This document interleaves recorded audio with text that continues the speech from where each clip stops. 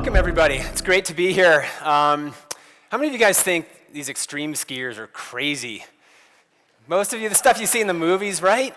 Yeah, it certainly looks that way. I'm going to do my best today to dispel that myth. When I heard that the theme of this talk was risk versus reward, I was really excited because I live in a world that's pretty much defined by risk and reward. In fact, I would say it defines my life, my profession. I'm out there doing dangerous things all the time. And some time ago, maybe as I started getting older, maybe 10 years ago, I started thinking more about how to manage risk. And we all want to get to an ripe old age in life and be skiing with our grandchildren and make it through. And so I started kind of taking like a bit of an analytical approach to what I do as a skier so that I can hopefully make it through. So I'm going to talk a little bit about mastering the art of risk management as we deal with the mountains. And I'm going to use a trip that I did, that I guided on Mount Everest last year, just about a year ago, to sort of frame the structure for this conversation. So what is risk? I mean, we all know the word. You probably use it. You know what a risky thing is. But really, what is the definition of risk? For me, it's an action or an activity that has the potential to go wrong. Okay, and it can be so many different things. It can be a ski run, could be a mountain climb, could be a business deal, could be an investment, could be a relationship. I mean, there's so many different things that can be risky. It's kind of risky standing up here on stage right now. I could totally blow it. But, you know, what's the worst that could happen? Maybe I'd be embarrassed. So once we know what risk really is, we can think about why we as humans take risk. I mean, it's sort of illogical. We should want to preserve ourselves so we get to that ripe old age, but no. Humans love taking risks. Why? It's exciting. It's fun to blast down the mountain and feel the powder snow in your face. It's fun to climb a 14er. It's fun, it's a thrill, it's adrenaline to be out doing these kind of sports. We take risks to make money. We take risks to bolster our reputation or our image.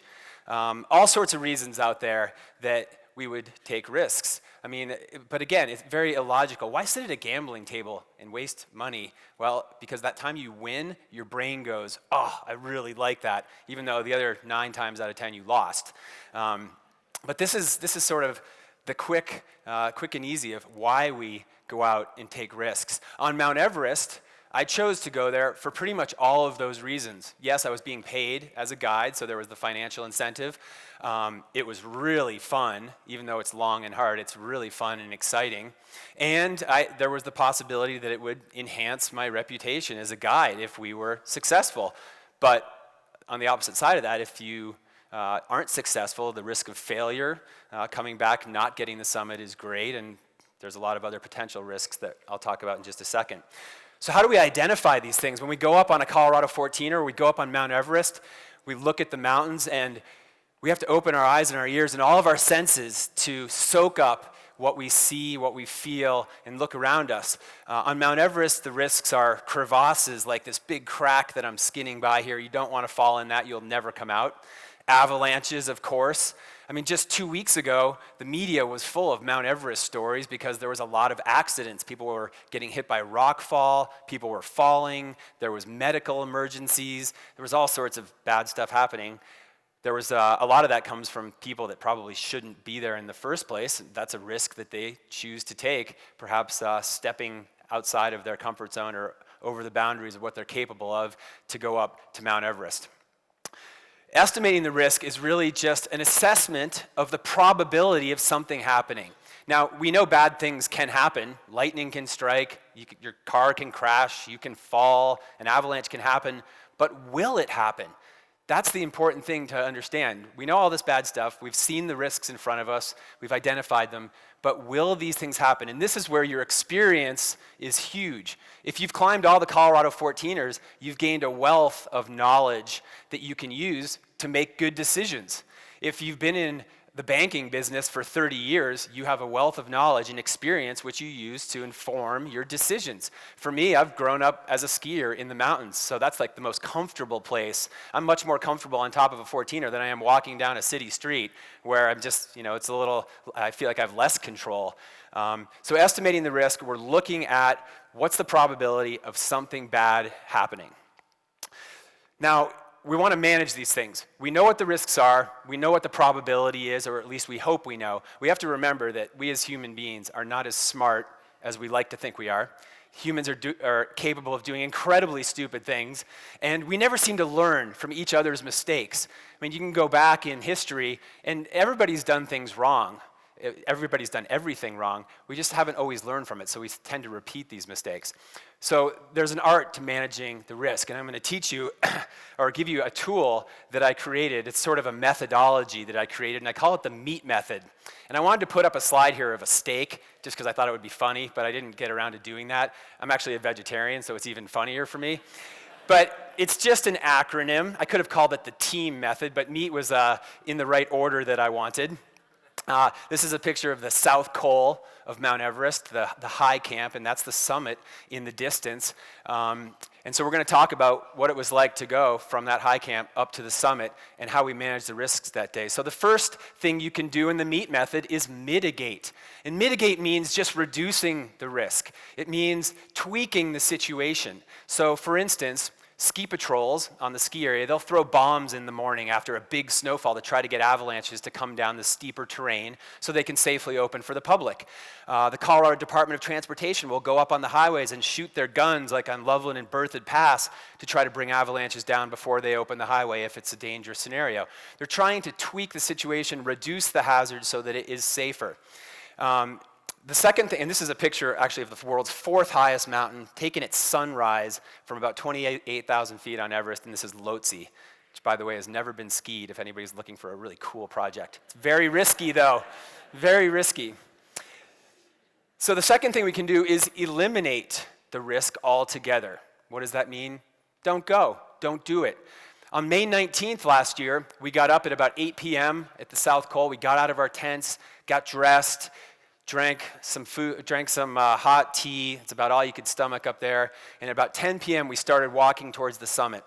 And it was a snowy night. It was windy. It wasn't good conditions. And we walked for about an hour, about 700 vertical feet. At about 27,000 feet, I looked at my client and one of the other guys, and I was like, this doesn't feel good. I'm not liking the weather. It was really cold and windy, and it was going to be a long, hard climb.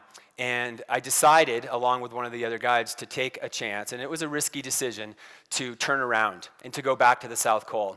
And we had one chance to go the next night. We had enough oxygen to go the next night. And if we missed that opportunity, we were done. We were going back down. So we made the call to eliminate the hazard that night, go back down, safely sleep in our tents, try it again the next day.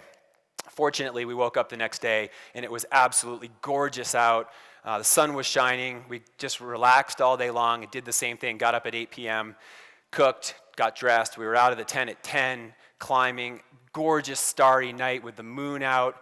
It was the right call. So in this case, we were accepting of the risk. We felt good about the situation. Our bodies felt good. The conditions looked great. We said, you know what? This feels good. Our intuition, our gut instincts, those things that we've learned over all those years out in the mountains were telling us, game on, let's go. So here's a picture of my friend and another guide, Neil Beitelman, who many of you might know. He's Coloradan, who was involved in the John Krakauer's Into Thin Air book, The Disaster in '96. He was back on Everest with me for the first time in 15 years. Very different circumstances. We had great weather and great conditions. And this is him on the south summit of Mount Everest.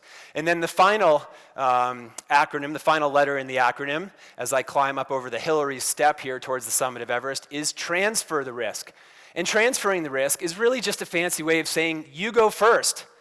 Somebody else can take the risk. It makes perfect sense. Why not?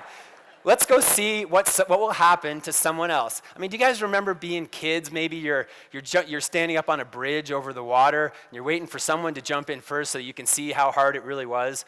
Or perhaps skiing, you're waiting for someone to jump off that little cornice or cliff and see what the landing looks like. Transferring the risk is a good way to go. All right, I'm going to leave you with two quotes. One from the world Olympic champion skier Jean-Claude Killy. He said, "To win, you have to risk losing."